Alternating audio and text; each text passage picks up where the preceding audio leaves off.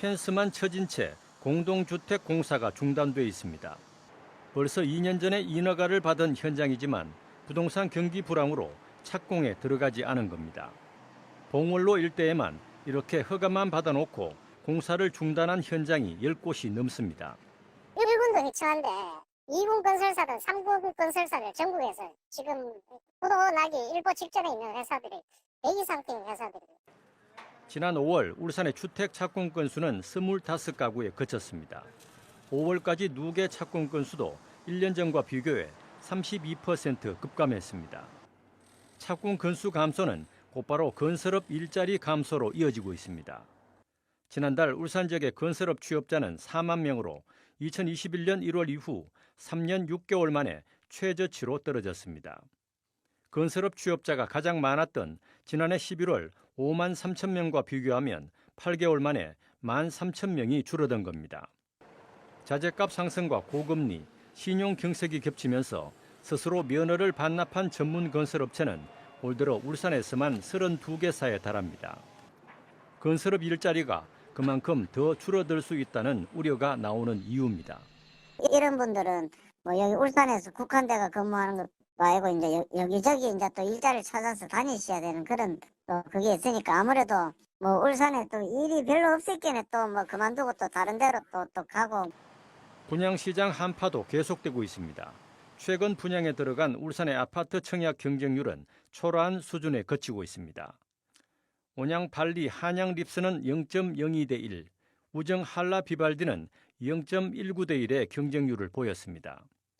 부동산 경기 불황 장기화로 착공과 분양이 미뤄지고 일자리까지 급격히 줄어들면서 지역 건설업의 근간이 흔들릴까 우려하는 목소리가 높아지고 있습니다. MBC 뉴스 이상욱입니다. 부산의 한 아파트 모델하우스입니다.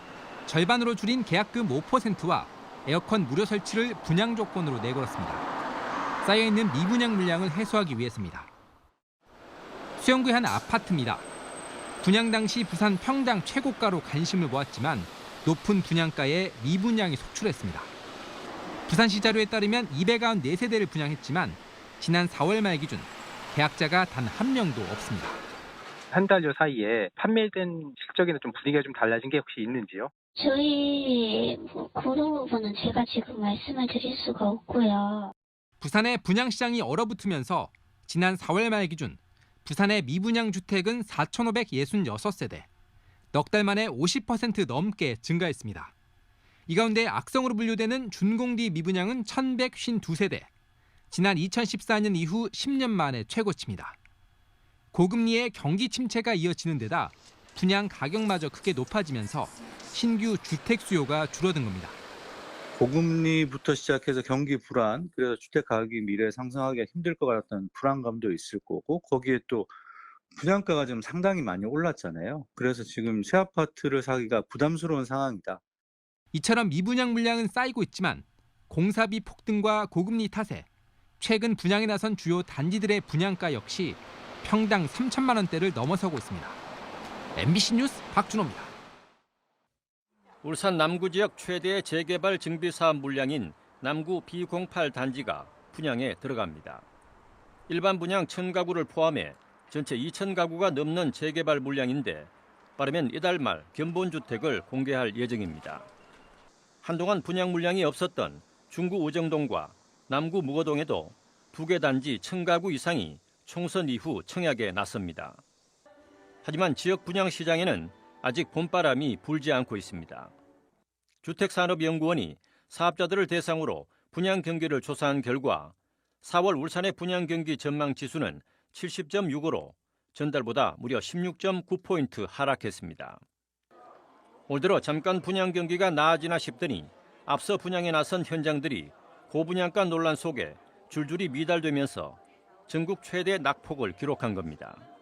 지금 현재에 있어서는 꼭 그 건축비뿐만 아니라 그희들이 샀을 때 그때 시세의 한 2~3배를 주고 샀어요. 땅값을. 올 들어 분양에 나선 세계 아파트 84제곱미터 평균 분양가는 3.3제곱미터당 2,500만 원을 훌쩍 넘었고 앞으로 예정된 분양 단지들도 9억 원을 웃돌 전망입니다. 분양가가 이렇게 급등하는 건 고금리와 원자재 가격 상승으로 지난달 국토부에서 발표한 기본형 건축비가 6개월 만에 3.1% 오른 영향이 큽니다. 최근 공사비가 급상승하는 것과 더불어서 조합원들의 고급화 바람이 분양가 또는 그 추가 분담금에 영향을 주면서 지난달 25일부터 신생아 특별 우선 공급 제도가 적용돼 분양 시장이 차츰 살아날 것이라는 전망도 있습니다. 신생아 우선 공급으로 청약에 당첨되면 신생아 장기저리 특례 대출도 가능한 만큼 신혼부부를 중심으로 한 실수요자들의 내 집 마련 기회도 점차 많아질 것으로 보입니다. MBC 뉴스 이상욱입니다.